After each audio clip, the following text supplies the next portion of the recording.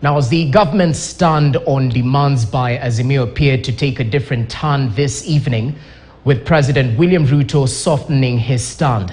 President Ruto now says the demands by Azimio on the reconstitution of the IEBC selection panel can be handled by a bipartisan approach through Parliament. In a press briefing from State House, President Ruto says he is ready for sincere and deliberate talks with the opposition. And as Rita Tinina reports, Ruto has for the first time asked opposition leader Raila Odinga to call off the protests.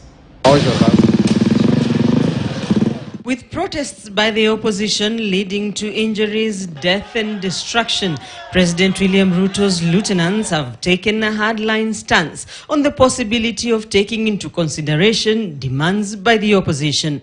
But on Sunday evening, President William Ruto appeared to soften his stance. I have carefully listened to the issues raised by my friend, the Honorable Raila Odinga.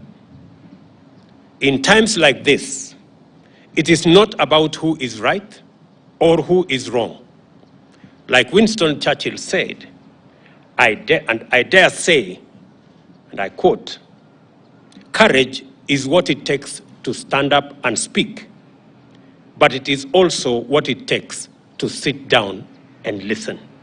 Flanked by his deputy Rigathi Gachagua, who has numerously dismissed any chances of giving an ear to the opposition's demands, Ruto says he is ready to engage.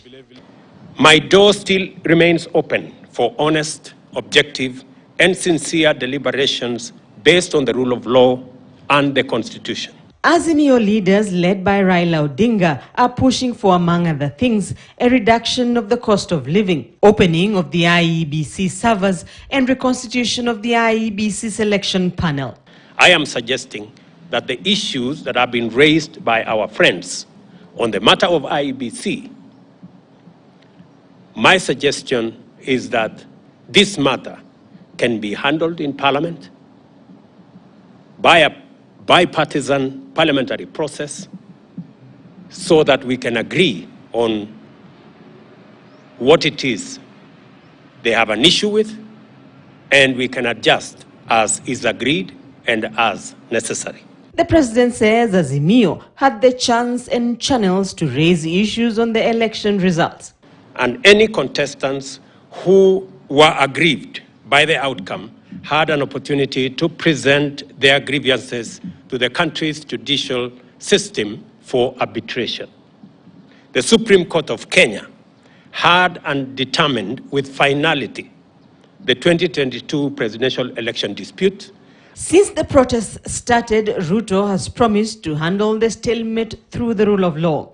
This time, I urge my brother Raila Odinga and the opposition to call off the demonstrations and to give this bipartisan approach a chance for us to take the country forward. The suggestions by the president may be the first inroad to dealing with the Raila-Ruto stalemate. Rita Tinina, KTN News. Moving on, the Kenyan media sector working group has dared the government to